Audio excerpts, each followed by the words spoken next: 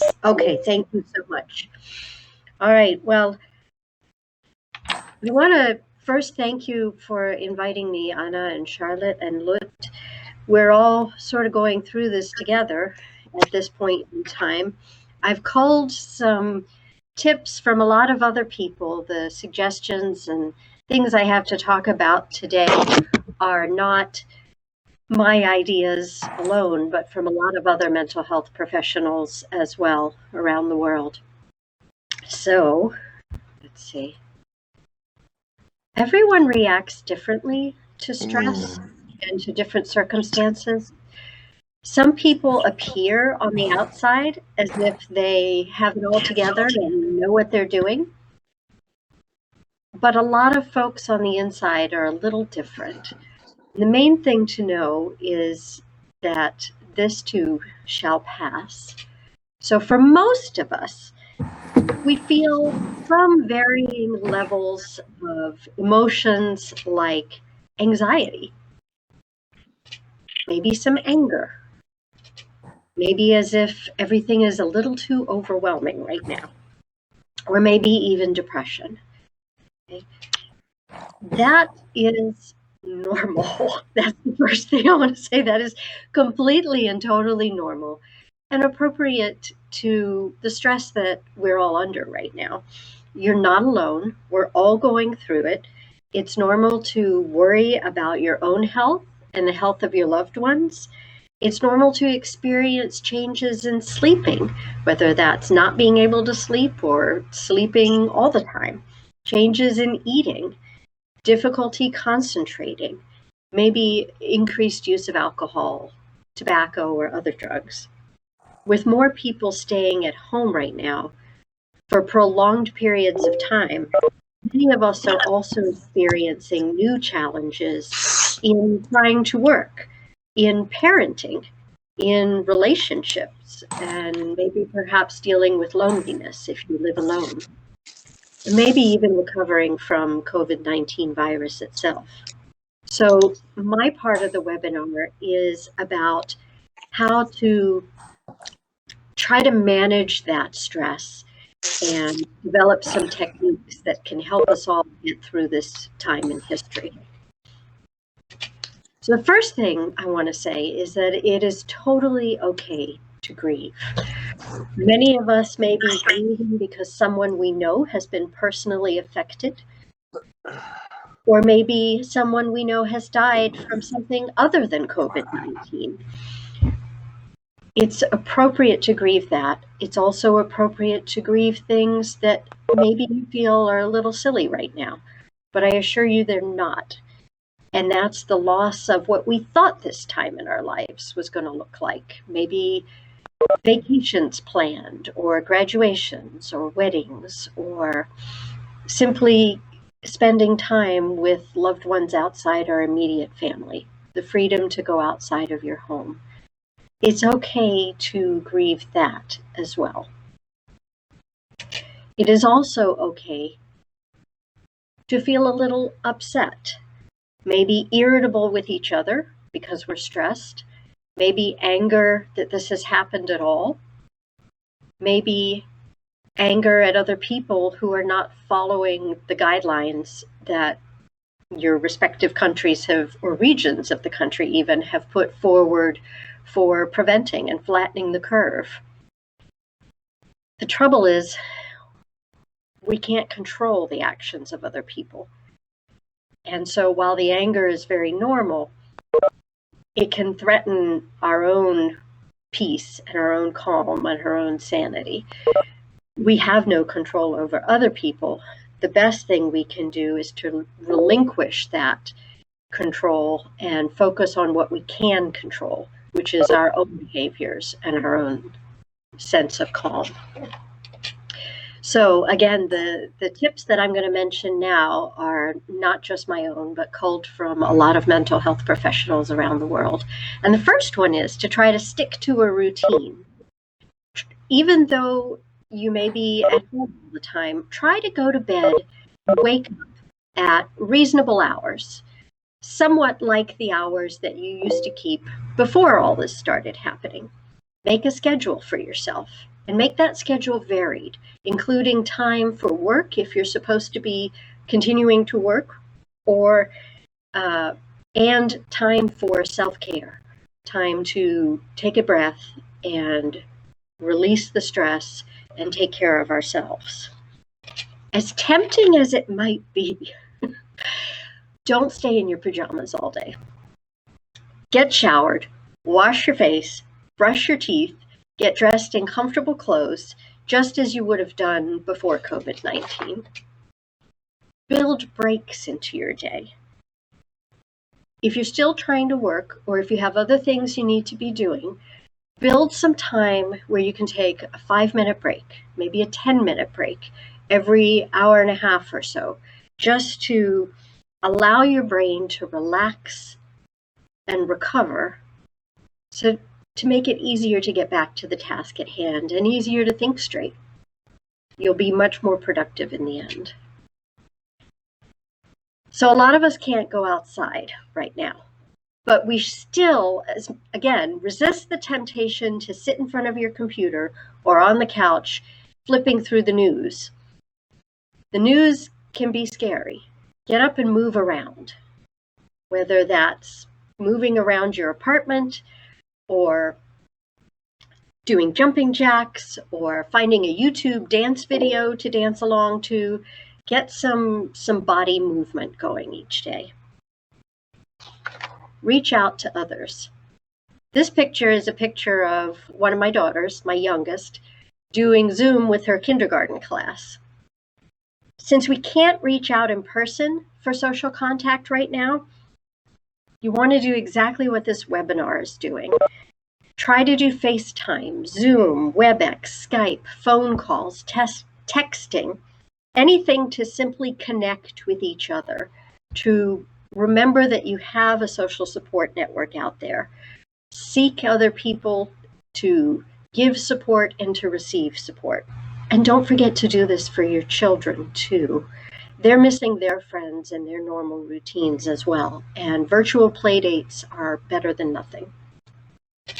It may sound a little obvious, but stay hydrated and eat well. It's very easy when we are stressed to forget these things, to not drink water, to eat sloppily or food that we know we shouldn't eat. And I won't say don't eat chocolate or ice cream or whatever is your favorite, but try to mix in some healthy foods as well to give your body the nutrition that it needs. Develop a self-care toolkit. This is something that I actually have my students do in class every year. A self-care toolkit is going ahead and writing down all of the ideas, the things that you know work for you personally to relax and help bring some sense of calm and peace to your brain. So it's going to look a little different for everybody, because what one person finds relaxing is not what the next person finds relaxing. One of my students once told me that she found it relaxing to scrub her house, or her apartment actually, clean from top to bottom. And I laughed and said that I wish that was my self-care toolkit, but cleaning doesn't do it for me. Mine is more something like reading a book, or for my children, it may be a soft blanket or a stuffed animal that they can snuggle up with. Maybe looking at pictures of family vacations that you've taken in the past, or other moments that bring a smile to your face. Comforting music, writing in a journal, whatever helps you relax are the ideas that you put in your self-care toolkit. And the reason you write them down is that when you're stressed, sometimes you forget what it is that actually helps relax you. And this can remind you, oh yeah, let me try that for a little bit. If you have children and you're in the house with them right now, you may be going a little bit stir crazy with them. But do remember to spend a little bit of extra time with them. Children rarely communicate how they're feeling in words, but they may communicate in behaviors. They may act out or misbehave in ways that they weren't doing before, just as we all are doing. That's their way of seeking your attention, gaining a sense of safety or attachment with you. Respond gently. We're all struggling with the disruption in our routines, and no one more so than our kids, who rely on routines constructed by other people, parents and teachers, to make them feel safe and to know what comes next. Focus on expressing to them that they're safe and you are there with them, and that through physical touch or playing with them or verbal reassurances, that you will be there with them during this time. Give everyone the benefit of the doubt. I believe that everyone is doing the best they can. We're not all at our best, but we are doing the best that we can. So even if you don't understand why someone said something or did something, give them the benefit of the doubt and remember that they too are under stress and are coping to the best of their ability. You don't want to ruin a relationship that means a great deal to you because of being under stress right now. So forgive them and forgive yourself. And while we're on the topic of forgiving ourselves, we need to lower our expectations of ourselves right now and practice self-acceptance. I was never perfect before COVID-19, and I'm certainly not perfect during COVID-19. There are a lot of things that I am not keeping up with the way I normally would, as I try to do everything that needs to be done right now. So we need to remind ourselves that it's okay if we're not living up to our normal expectations right now. Cut ourselves some slack and remind ourselves that we'll get through this and that we're okay.